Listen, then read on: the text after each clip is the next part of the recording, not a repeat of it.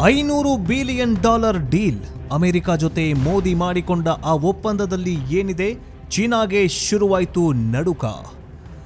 ವೀಕ್ಷಕರೇ, $500 ಬಿಲಿಯನ್ ಅಂದರೆ ಭಾರತದ ರೂಪಾಯಿಯಲ್ಲಿ ಲೆಕ್ಕ ಹಾಕಿದ್ರೆ 40 ಲಕ್ಷ ಕೋಟಿ ರೂಪಾಯಿ.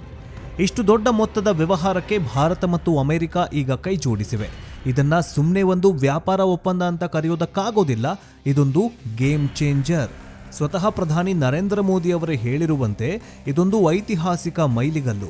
ಅಮೆರಿಕದ ಅಧ್ಯಕ್ಷ ಡೊನಾಲ್ಡ್ ಟ್ರಂಪ್ ಮತ್ತು ಪ್ರಧಾನಿ ನರೇಂದ್ರ ಮೋದಿ ನಡುವಿನ ಈ ಹೊಸ ಮಧ್ಯಂತರ ವ್ಯಾಪಾರ ಒಪ್ಪಂದ ಕೇವಲ ಹಣದ ವಿಚಾರವಲ್ಲ, ಇದು ಭಾರತದ ಭವಿಷ್ಯವನ್ನೇ ಬದಲಿಸಬಲ್ಲ ತಾಕತ್ತು ಇರುವ ಡೀಲ್ ಆಗಿದೆ.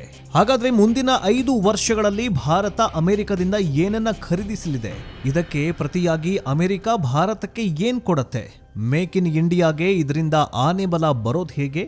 ಮತ್ತು ಮುಖ್ಯವಾಗಿ ಈ ಡೀಲ್ನಿಂದ ನಿಮ್ಮಂತಹ ಸಾಮಾನ್ಯ ಜನರಿಗೆ, ರೈತರಿಗೆ, ಉದ್ಯೋಗ ಹುಡುಕ್ತಾ ಇರುವ ಯುವಕರಿಗೆ ಲಾಭ ಏನಾದರೂ ಆಗತ್ತಾ? ಬನ್ನಿ, ಇವತ್ತಿನ ಈ ಡೀಟೇಲ್ಡ್ ವಿಡಿಯೋದಲ್ಲಿ $100 ರಹಸ್ಯವನ್ನ ಬಿಚ್ಚಿಡ್ತೀವಿ. ಆದರೆ ಅದಕ್ಕಿಂತ ಮುಂಚೆ ನರೇಂದ್ರ ಮೋದಿ ಅವರ ಈ ಒಪ್ಪಂದ ಇಡೀ ವಿಶ್ವಕ್ಕೆ ಮಾದರಿಯಾಗಿದೆಯಾ? ನರೇಂದ್ರ ಮೋದಿ ಅವರು ಮುಂದಿನ 5 ವರ್ಷದಲ್ಲಿ ವಿಶ್ವದ 2ನೇ ಅತಿ ಆರ್ಥಿಕವಾಗಿ ಬೆಳೆದ ರಾಷ್ಟ್ರವನ್ನಾಗಿ ಮಾಡೋದ್ರಲ್ಲಿ ಇನ್ನೇನು ಒಂದೇ ಹೆಜ್ಜೆ ಇದ್ದಾರೆ. ಅವರಿಗೆ ಆಲ್ ದ ಬೆಸ್ಟ್ ಅಂತ ಹೇಳ್ತಾ ಭಾರತಕ್ಕೂ ಕೂಡ ಆಲ್ ದ ಬೆಸ್ಟ್ ಹೇಳಲೇಬೇಕು. ಯಾಕಂತಂದ್ರೆ ಈಗ ಮೊದಲೆಲ್ಲ ಅಭಿವೃದ್ಧಿ ಹೊಂದುತ್ತಿರುವ ರಾಷ್ಟ್ರ ಅಂತ ಪರಿಗಣಿಸಲಾಗ್ತಾ ಇತ್ತು ಬೇರೆ ಬೇರೆ ಒಕ್ಕೂಟಗಳಲ್ಲಿ. ಆದ್ರೆ ಈಗ ಅಭಿವೃದ್ಧಿ ಹೊಂದಿರುವ ರಾಷ್ಟ್ರ ಅಂತ ಹೇಳಲಾಗ್ತಾ ಇದೆ. ಅದಕ್ಕೆ ಜೈ ಹಿಂದ್ ಅಂತ ಕಮೆಂಟ್ ಮಾಡಿ. ಬನ್ನಿ ವಿಡಿಯೋವನ್ನ ಶುರು ಮಾಡೋಣ.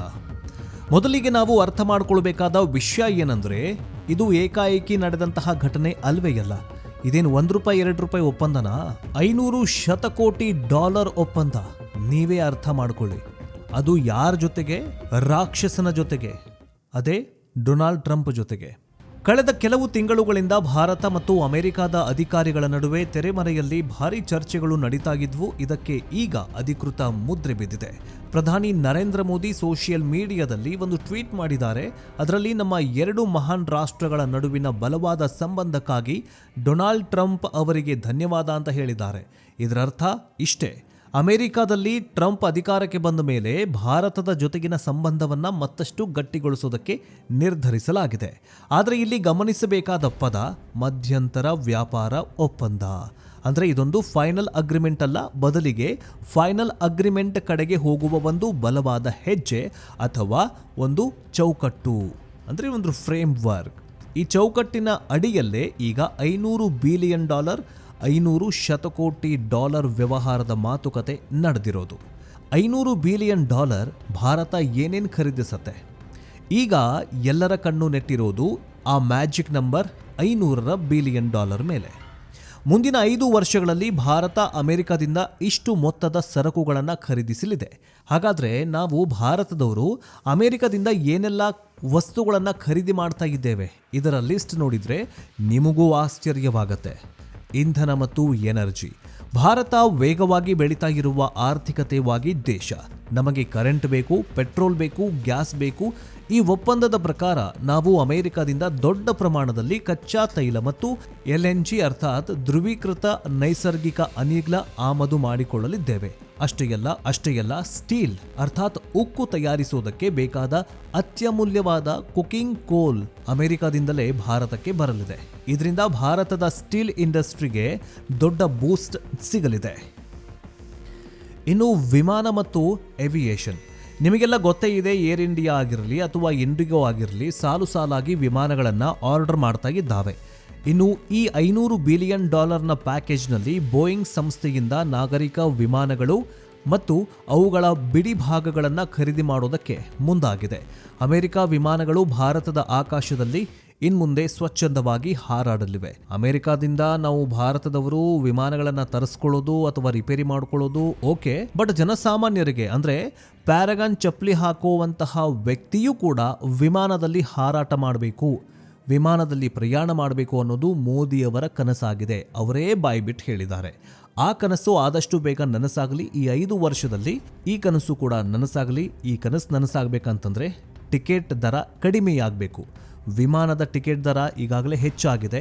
ಆ ಟಿಕೆಟ್ ದರದಲ್ಲಿ ಒಂಚೂರು ಕಮ್ಮಿ ಮಾಡಿದ್ರೆ, ಒಂಚೂರಲ್ಲ ಒಂದು ಸ್ವಲ್ಪ ಮಧ್ಯಮ ವರ್ಗದವರಿಗೆ ಇಟುಕುವಷ್ಟು ಕಮ್ಮಿ ಮಾಡಿದ್ರೆ, ವಿಮಾನಗಳನ್ನು ಜಾಸ್ತಿ ಮಾಡಿದ್ರೆ ಜನ ಏರ್ಪೋರ್ಟ್ಗಳನ್ನು ಜಾಸ್ತಿ ಯೂಸ್ ಮಾಡ್ತಾರೆ. ಏರ್ಪೋರ್ಟ್ಗಳನ್ನು ಜಾಸ್ತಿ ಯೂಸ್ ಮಾಡಿದ್ರೆ ಫ್ಲೈಟ್ಗೆ ಜನ ಪ್ರಯಾಣ ಮಾಡ್ತಾರೆ. ಅವರ ಕನಸು ನನಸಾಗುತ್ತೆ. ನಾವು ಕೂಡ ಬೇರೆ ರಾಷ್ಟ್ರಗಳಂತೆ, ಈಗೇನು ಜಪಾನು, ಚೀನಾ, ಬೇರೆ ಬೇರೆ ಚಿಕ್ಕ ಪುಟ್ಟ ರಾಷ್ಟ್ರಗಳಿದಾವಲ್ಲ, ಅವರಂತೆ ನಾವು ಕೂಡ ಅಪ್ಡೇಟೆಡ್ ರಾಷ್ಟ್ರಗಳ ಪಟ್ಟಿಯಲ್ಲಿ ನಾವು ಕೂಡ ಸೇರಿಕೊಳ್ಬಹುದು. ಇನ್ನು ಮತ್ತೊಂದು ಟೆಕ್ನಾಲಜಿ ಮತ್ತು GPU ಗೇಮ್ ಚೇಂಜರ್ ಆಗಲಿದೆ. ಅಂದರೆ ಈ ಟೆಕ್ನಾಲಜಿಯನ್ನು ಕೂಡ ಬಳಸ್ಕೊಳ್ಳೋದಕ್ಕೆ, ಖರೀದಿ ಮಾಡೋದಕ್ಕೆ ಮೋದಿಯವರು ಸಹಿ ಹಾಕಿದ್ದಾರೆ. ವೀಕ್ಷಕರೇ, ಇದು ಒಪ್ಪಂದದ ಅತ್ಯಂತ ರೋಚಕ ಭಾಗ. ನಾವು ಬರೀ ಕ್ರೂಡ್ ಆಯಿಲ್ ಮತ್ತು ವಿಮಾನವನ್ನು ತರಿಸ್ಕೊಳ್ತಾ ಇಲ್ಲ, ನಾವು ಭವಿಷ್ಯವನ್ನು ತರಿಸ್ಕೊಳ್ತಾ ಇದ್ದೇವೆ. ಜಗತ್ತು ಈಗ ಆರ್ಟಿಫಿಷಿಯಲ್ ಇಂಟೆಲಿಜೆನ್ಸ್ AI ಹಿಂದೆ ಓಡ್ತಾ ಇದೆ. ಈ AI ಕೆಲಸ ಮಾಡಬೇಕಂತಂದರೆ ಅದಕ್ಕೆ ಬೇಕು GPU ಅಂದರೆ ಗ್ರಾಫಿಕ್ಸ್ ಪ್ರೊಸೆಸಿಂಗ್ ಯೂನಿಟ್. ಇವುಗಳನ್ನು ತಯಾರಿಸುವುದರಲ್ಲಿ ಅಮೆರಿಕಾದ ಕಂಪನಿಗಳು ಅತ್ಯಂತ ಮುಂದೆ ಸಾಗಿವೆ. ಅಂದರೆ ಇವರೇ ಕಿಂಗ್ ಮೇಕರ್ಗಳು. ಈ ಒಪ್ಪಂದದ ಪ್ರಕಾರ ಡೇಟಾ ಸೆಂಟರ್ಗಳಿಗೆ ಬೇಕಾದ ಅತ್ಯುನ್ನತ GPU ಗ್ರಾಫಿಕ್ಸ್ ಪ್ರೊಸೆಸಿಂಗ್ ಯೂನಿಟನ್ನು ಮತ್ತು ಹೈಟೆಕ್ ಎಲೆಕ್ಟ್ರಾನಿಕ್ಸ್ ಉತ್ಪನ್ನಗಳನ್ನು ಅಮೆರಿಕ ಭಾರತಕ್ಕೆ ಸರಬರಾಜು ಮಾಡಲಿದೆ. ಇದು ಭಾರತವನ್ನು ಡಿಜಿಟಲ್ ಸೂಪರ್ ಪವರ್ ಆಗಿ ಮಾಡೋದಕ್ಕೆ ಸಹಾಯ ಮಾಡಲಿದೆ. ಇನ್ನು ಭಾರತಕ್ಕೇನು ಲಾಭ? ಮೇಕ್ ಇನ್ ಇಂಡಿಯಾ ಕಥೆ ಏನು? ಈಗ ನಿಮಗೆ ಒಂದು ಪ್ರಶ್ನೆ ಮೂಡಬಹುದು, ರೀ, ನಾವು ಅಮೆರಿಕದಿಂದ ಸಾಮಾನುಗಳನ್ನು ತರಿಸ್ಕೊಂಡ್ರೆ ನಮ್ಮ ದೇಶದ ದುಡ್ಡು ಅವರಿಗೆ ಹೋಗುತ್ತಲ್ವಾ, ಇದರಿಂದ ನಮಗೇನು ಲಾಭ? ಇಲ್ಲೇ ಇರೋದು ಅಸಲಿ ಸ್ಟ್ರಾಟಜಿ. ಮೋದಿಯವರ ಮೇಕ್ ಇನ್ ಇಂಡಿಯಾ ಪ್ಲಾನ್ ಇಲ್ಲಿ ಹೇಗೆ ವರ್ಕ್ ಆಗತ್ತೆ ನೋಡಿ. ಪೂರೈಕೆ ಸರಪಳಿ ಶಿಫ್ಟ್ ಆಗತ್ತೆ. ಪ್ರಧಾನಿ ಮೋದಿ ಸ್ಪಷ್ಟವಾಗಿ ಹೇಳಿದ್ದಾರೆ, ಇದು ಸ್ಥಿರ ಮತ್ತು ನಂಬಿಗಸ್ತ ಪೂರೈಕೆ ಸರಪಳಿಯನ್ನು ಬಲಪಡಿಸುತ್ತೆ. ಇದರ ಅರ್ಥ ಏನಂದ್ರೆ, ಇಷ್ಟು ದಿನ ಜಗತ್ತು ಚೀನಾವನ್ನ ನಂಬಿತ್ತು, ಆದರೆ ಈಗ ಅಮೆರಿಕಾಗೆ ಚೀನಾ ಬೇಡವಾಗಿದೆ. ಅವರಿಗೆ ಪರ್ಯಾಯ ಬೇಕು, ಆ ಪರ್ಯಾಯವೇ ಭಾರತ. ನಾವು ಅವರ ಸರಕುಗಳನ್ನು ಖರೀದಿಸುವ ಒಪ್ಪಂದ ಮಾಡಿಕೊಂಡ್ರೆ ಅವರು ತಮ್ಮ ಫ್ಯಾಕ್ಟರಿಗಳನ್ನು, ತಮ್ಮ ಟೆಕ್ನಾಲಜಿಗಳನ್ನು ಭಾರತಕ್ಕೆ ತರಿಸ್ಕೊಳ್ತಾರೆ. ಈಗಾಗಲೇ ಆಪಲ್, ಮೈಕ್ರಾನ್ ಅಂತಹ ಕಂಪನಿಗಳು ಭಾರತಕ್ಕೆ ಲಗ್ಗೆ ಇಟ್ಟಿವೆ, ಈಗಾಗಲೇ ಕೆಲಸ ಶುರು ಮಾಡಿದ್ದಾರೆ. ಈ ಒಪ್ಪಂದದ ನಂತರ ಮತ್ತಷ್ಟು ಅಮೆರಿಕನ್ ಕಂಪನಿಗಳು ಭಾರತದಲ್ಲಿ ಹೂಡಿಕೆ ಮಾಡಲಿವೆ. ಅಂದರೆ ಭಾರತಕ್ಕೆ ಬಂದು ತಮ್ಮ ಕೆಲಸ ಶುರು ಮಾಡಿಕೊಳ್ಳಲಿವೆ. ಕಂಪನಿಗಳನ್ನು ತರಿತಾರೆ, ಆಫೀಸ್ಗಳನ್ನು ತಗೊಂಡು ಬರ್ತಾರೆ, ಉದ್ಯೋಗ ಸೃಷ್ಟಿಯಾಗತ್ತೆ. ಈ ಒಪ್ಪಂದದ ಪ್ರಮುಖ ಅಂಶ ಅಂತಂದ್ರೇನೆ ಉದ್ಯೋಗ. ಯಾವಾಗ ಅಮೆರಿಕನ್ ಕಂಪನಿಗಳು ಭಾರತದ ಜೊತೆಗೆ ವ್ಯಾಪಾರ ಹೆಚ್ಚಿಸಿಕೊಳ್ತವೆಯೋ, ಭಾರತದಲ್ಲಿ ಲಾಜಿಸ್ಟಿಕ್, ವೇರ್ಹೌಸ್, ಮ್ಯಾನುಫ್ಯಾಕ್ಚರಿಂಗ್ ಮತ್ತು IT ಕ್ಷೇತ್ರದಲ್ಲಿ ಲಕ್ಷಾಂತರ ಉದ್ಯೋಗಗಳು ಸೃಷ್ಟಿಯಾಗತ್ವೆ. ಮೋದಿಯವರು ಹೇಳಿದಂತೆ ವಿಶೇಷವಾಗಿ ಮಹಿಳೆಯರಿಗೆ ಮತ್ತು ಯುವ ಜನತೆಗೆ ಇದರಿಂದ ದೊಡ್ಡ ಮಟ್ಟದ ಅವಕಾಶ ಸಿಗಲಿದೆ. ರೈತರಿಗೆ ಮತ್ತು ಮೀನುಗಾರರಿಗೆ ಬಂಪರ್ ಆಫರ್ ಇದೆ. ಇದು ಬರೀ ಟೆಕ್ನಾಲಜಿ ಮಂದಿಗೆ ಮಾತ್ರ ಅಲ್ಲ. ಈ ಒಪ್ಪಂದದ ಮೂಲಕ ಭಾರತದ ರೈತರು ಬೆಳೆದಂತಹ ಬೆಳೆಗಳು, ಮೀನುಗಾರರ ಉತ್ಪನ್ನಗಳಿಗೆ ಅಮೆರಿಕದ ಮಾರುಕಟ್ಟೆ ಮುಕ್ತವಾಗಲಿದೆ. ನಮ್ಮ ಮಾವು, ದಾಳಿಂಬೆ ಅಥವಾ ಸಮುದ್ರ ಉತ್ಪನ್ನಗಳು ಯಾವುದೇ ತೊಂದರೆ ಇಲ್ಲದೆ ಅಮೆರಿಕಾಗೆ ರಫ್ತಾಗಬಹುದು. ಇದು ನಮ್ಮ ರೈತರ ಆದಾಯ ಹೆಚ್ಚಿಸುವುದಕ್ಕೆ ನೆರವಾಗಲಿದೆ.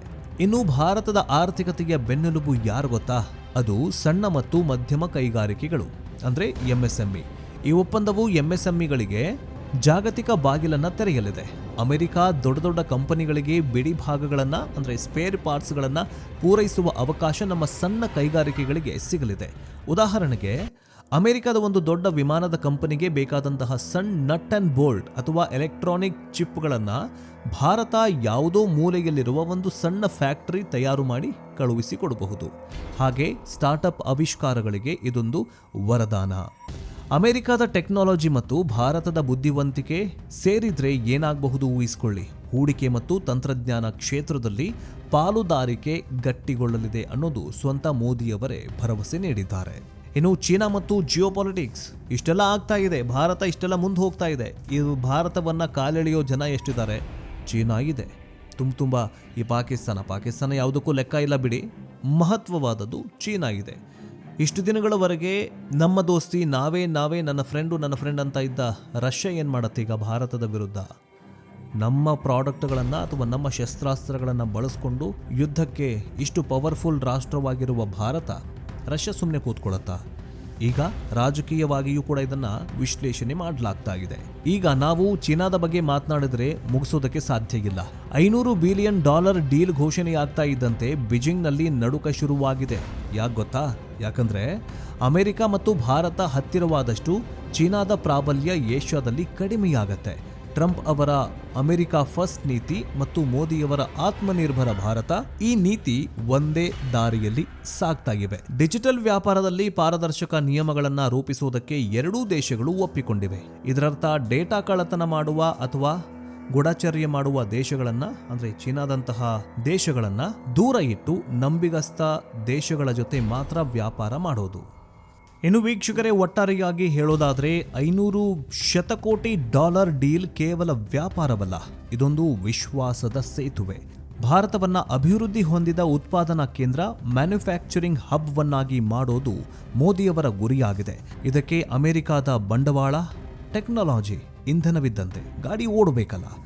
ವಿಮಾನದ ಬಿಡಿ ಭಾಗಗಳಿಂದ ಹಿಡಿದು ಕಂಪ್ಯೂಟರ್ನ ಚಿಪ್ಗಳವರೆಗೆ, ಕೃಷಿಯಿಂದ ಹಿಡಿದು ಡಿಜಿಟಲ್ ವ್ಯಾಪಾರದವರೆಗೆ ಈ ಒಪ್ಪಂದ ಎಲ್ಲಾ ಕ್ಷೇತ್ರಗಳನ್ನು ಮುಟ್ಟಲಿದೆ. ಮುಂದಿನ 5 ವರ್ಷಗಳಲ್ಲಿ ಭಾರತದ ಚಿತ್ರಣ ಬದಲಾಗುವ ಲಕ್ಷಣಗಳು ಸ್ಪಷ್ಟವಾಗಿ ಕಾಣ್ತಾಗಿದೆ. ಆದರೆ ಈ ಒಪ್ಪಂದ ಅನುಷ್ಠಾನಕ್ಕೆ ಹೇಗೆ ಬರುತ್ತೆ ಅನ್ನೋದೇ ಕುತೂಹಲ. ಕೇವಲ ಪೇಪರ್ ಮೇಲೆ ಸಹಿ ಆದರೆ ಸಾಲದು, ಅದು ಗ್ರೌಂಡ್ ಲೆವೆಲ್ನಲ್ಲಿ ಎಷ್ಟರ ಮಟ್ಟಿಗೆ ಕೆಲಸ ಮಾಡುತ್ತೆ ಅನ್ನೋದನ್ನು ನಾವು ಕಾದು ನೋಡಬೇಕಾಗಿದೆ. ವೀಕ್ಷಕರೇ, ನಿಮಗೇನು ಅನಿಸುತ್ತೆ? ಈ ಡೀಲ್ನಿಂದ ಭಾರತ ಸೂಪರ್ ಪವರ್ ಆಗೋದು ಸಾಧ್ಯನಾ ಅಥವಾ ಅಮೆರಿಕಾಗೆ ಇದರಿಂದ ಹೆಚ್ಚು ಲಾಭನಾ? ನಿಮ್ಮ ಅನಿಸಿಕೆ ಏನು ಅಂತ ಕಮೆಂಟ್ ಬಾಕ್ಸ್ನಲ್ಲಿ ತಿಳಿಸಿ. ಉರ್ಕೊಳ್ಳೋರು ಉರ್ಕೊಳ್ಳಿ, ಚೀನಾದವರು ಏನು ಮಾಡೋಕ್ಕಾಗತ್ತೆ? ನಾವು ಮಾತ್ರ ಬೆಳಿಬೇಕು. ಈಗ ಭಾರತಕ್ಕೆ ಸಪೋರ್ಟ್ ಮಾಡಬೇಕಂತಂದ್ರೆ ನಾವು ಜೈ ಹಿಂದ್ ಅಂತ ಕಮೆಂಟ್ ಮಾಡಿ. ನೆಕ್ಸ್ಟ್ ಅಪ್ಡೇಟ್ ಒಂದಿಗೆ ಬೇಗ ವಾಪಸ್ ಬರ್ತೀವಿ. ಜೈ ಹಿಂದ್, ಜೈ ಕರ್ನಾಟಕ.